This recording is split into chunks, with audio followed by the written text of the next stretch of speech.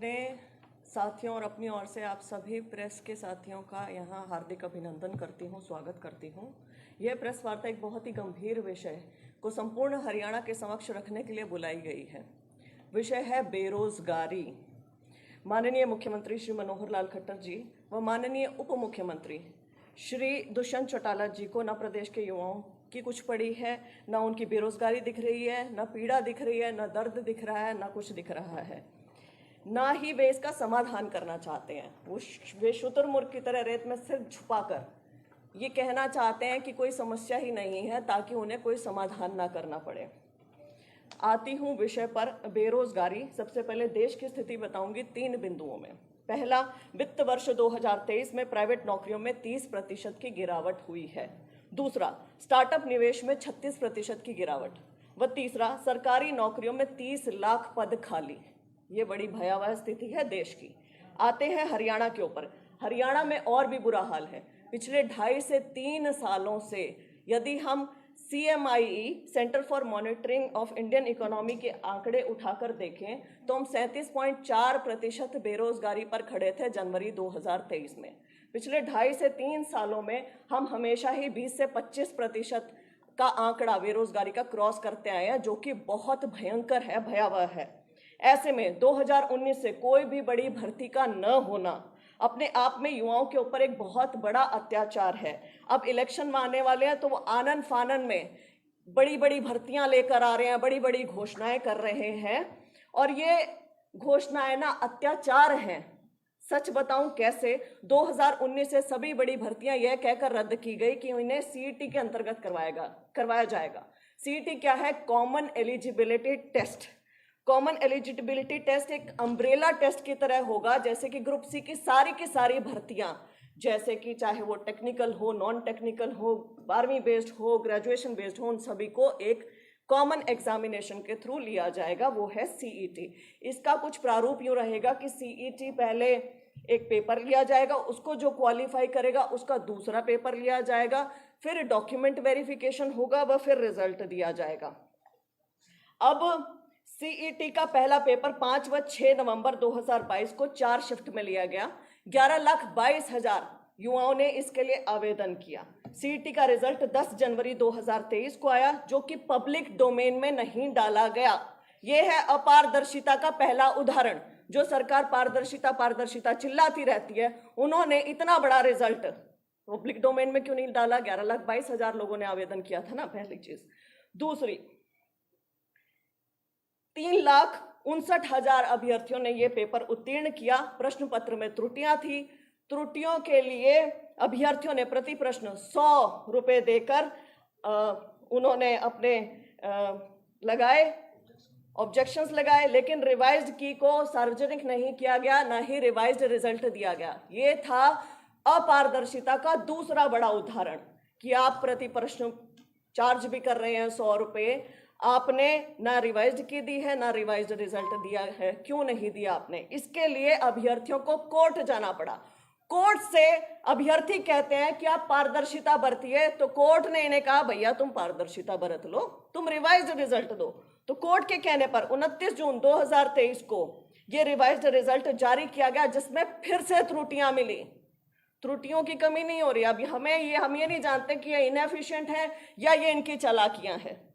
अब इसमें जो सबसे महत्वपूर्ण इशू है, उसके ऊपर आती हूं पॉइंट वाइज फॉर्म में। पहला, सरकार सभी क्वालिफाइड अभ्यर्थियों में से पोस्ट के 4 गुना अभ्यर्थियों को ही आगे एग्जामिनेशन में बैठने का मौका देगी। यह है रूल। इस रूल के खिलाफ लगभग हरियाणा के सभी युवा इसकी खिलाफत कर रहे हैं। वे सब इसके खिलाफ हैं, क्योंकि ऐसा प्रदेश जहां पर बेरोजगारी चरम सीमा पर है, आप इतनी बड़ी भर्ती करवा रहे हैं, ग्रुप सी की 32,000 पोस्ट भरने वाले हैं, वहां पोस्ट के 4 गुना अभ्यर्थियों को ही अलाउ किया जाएगा, सभी को क्यों नहीं? एक अभ्यर्थी ने मुझसे पूछा कि दीदी मैंने CET क्वालिफाई कर लिया। क्वालिफाई करने के लिए चाहिए 47.5% अंक। मैंने CET क्वालिफाई कर लिया है, लेकिन मुझे अगला पेपर नहीं देने दिया जाएगा, मेरे सर्टिफिकेट के ऊपर क्वालिफाइड लिखा हुआ है, तो मैं क्या करूं? वाजिब सवाल है। क्वालिफाइड है वो, तो मेरिट में आया हुआ है, तो उसे क्यों नहीं ले रहे हैं आप? 4 गुना वाली नीति को युवाओं ने मुख्यमंत्री साहब के जनसंवाद कार्यक्रम से लेकर कोर्ट तक में चुनौती दी। जनसंवाद कार्यक्रम में इन बच्चों को उठा उठा के बाहर फेंका गया, धमकाया गया, हाथ से माइक छीने गए, लेकिन इनकी बात नहीं सुनी गई। अपनी बात थोपते रहे। ये थोपराज सरकार है ना, सामने से तो कुछ सुनती नहीं है, सिर्फ अपनी कहती है, अपनी कह के बस बंद। एक कॉमन पेपर से टॉप 4 गुना, 63 ग्रुप, 401 कैटेगरीज कैसे छांटेंगे? क्या फॉर्मूला है? टोटल पोस्ट का 4 गुना, ग्रुप वाइज 4 गुना या कैटेगरी वाइज 4 गुना? क्या है आपका फॉर्मूला? यह है अपारदर्शिता का तीसरा उदाहरण। आप अपनी प्रोसेस ही नहीं बता रहे हैं कि आप कैसे करने वाले हैं इसे। तो आप तो कुछ भी कर सकते हैं, आप तो किसी को भी ले सकते हैं। दूसरा बिंदु, 4 गुना ही क्यों? 10 गुना, 12 गुना, 15 गुना या 20 गुना क्यों नहीं?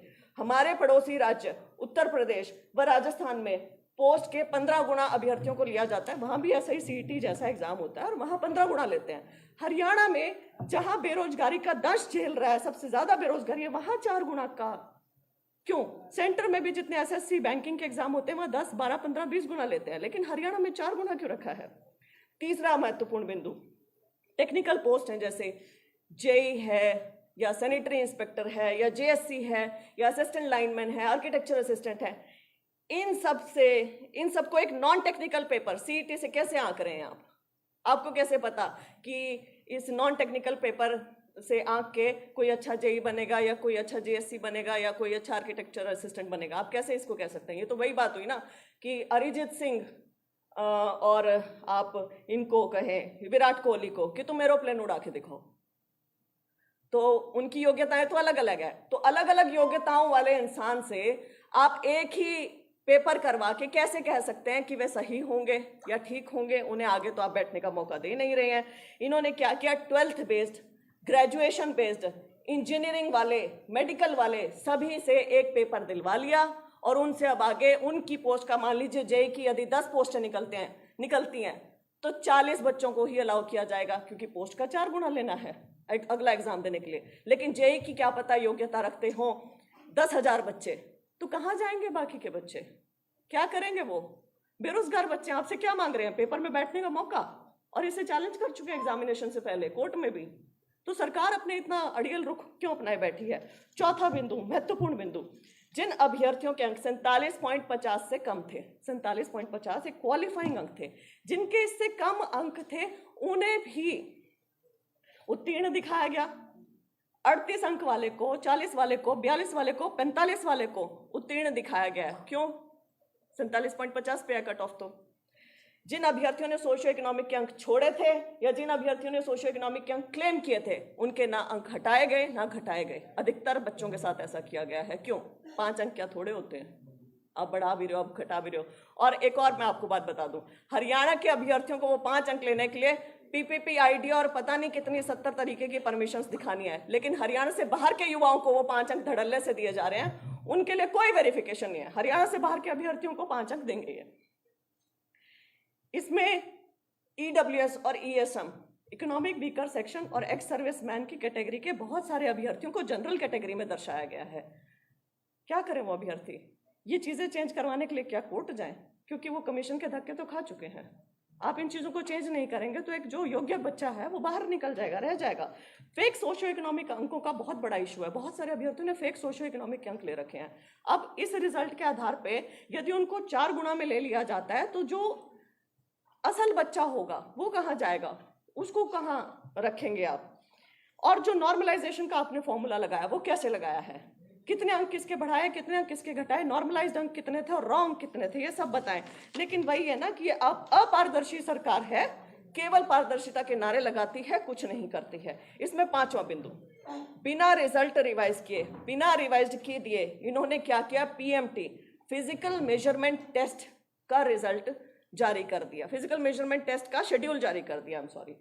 शेड्यूल क्यों जारी किया जब आपने पहले चीजें ही चेंज नहीं की थी? और उसमें भी भयंकर त्रुटियां मिली हैं। त्रुटियां कैसी मिली कि इन्होंने क्या किया कि जिसके कट ऑफ से कम अंक थे, यदि मैं डिप्टी रेंजर की बात करूं 76 थे, तो 71 वाले को बुला रहे हैं, 68 वाले को बुला रहे हैं। क्यों बुला रहे हैं? पब्लिक डोमेन में वो चीज आ गई थी, बच्चे आपसे खींच के ले आए थे कोर्ट से, तो वहां बच्चे मिलान कर रहे हैं, लेकिन बुला रहे हैं। या तो ये इनकी इनएफिशिएंसी है या चालाकी है, ना उसे ठीक कर रहे हैं। ठीक करने का नाम लेते हो तो इसमें 6ठा बिंदु, इंपॉर्टेंट, पीएमटी में फिजिकल मेजरमेंट टेस्ट में एक बड़ा विचित्र चीज सामने देखने को आई कि महिलाओं की चेस्ट नापने का प्रावधान इसमें दिया गया है, जो कि गलत है।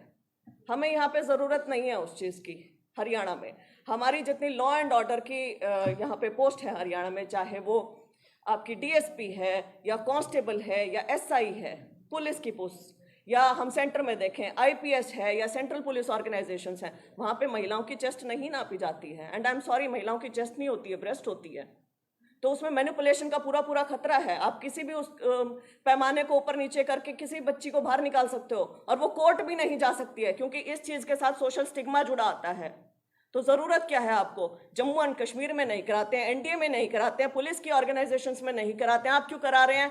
जब ये इस मामले ने तूल पकड़ा और जब इस मामले के ऊपर बहुत ज्यादा बड़े बड़े विपक्ष के नेताओं ने भी बोला, तब सरकार का ये रुख था। उन्होंने कहा कि ये तो 1998 से रूल चला आ रहा है, पिछली सरकारों ने चला रखा है, हमने थोड़े चलाया, इसलिए हम भी नहीं हटाते हैं। तो ये बड़ी बेवकूफाना स्टेटमेंट लगी मुझे, और पल्ला झाड़ नीति के तहत लगी कि आप क्यों पल्ला झाड़ रहे हैं?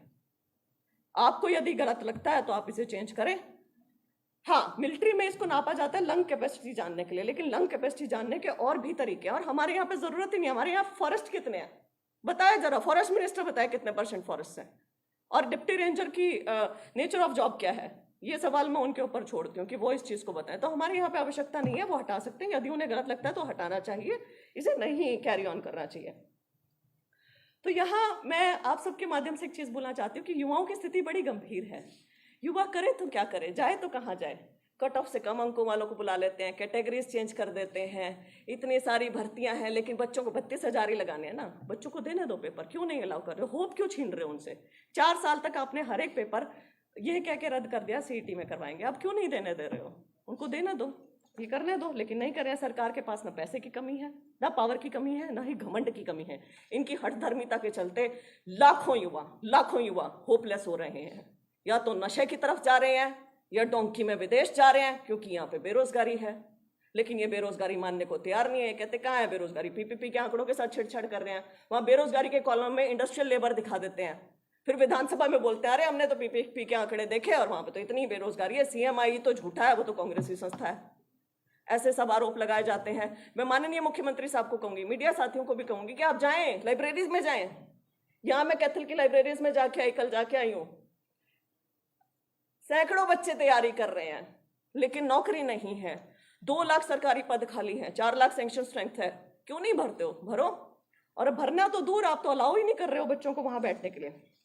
बोलने को मेरे पास इतनी सारी चीजें हैं, बेरोजगारों के इतने मुद्दे हैं कि शायद पूरा दिन लग जाए। तो अपने आप को एक इस सीईटी के मुद्दे तक सीमित रखते हुए और इसी की बात करते हुए मैं मनोहर लाल खट्टर, हमारे माननीय मुख्यमंत्री हरियाणा जी से एक चीज कहना चाहती हूँ हाथ जोड़कर, कि या तो आप सीईटी क्वालिफाई कर दें, या मैं एक युवा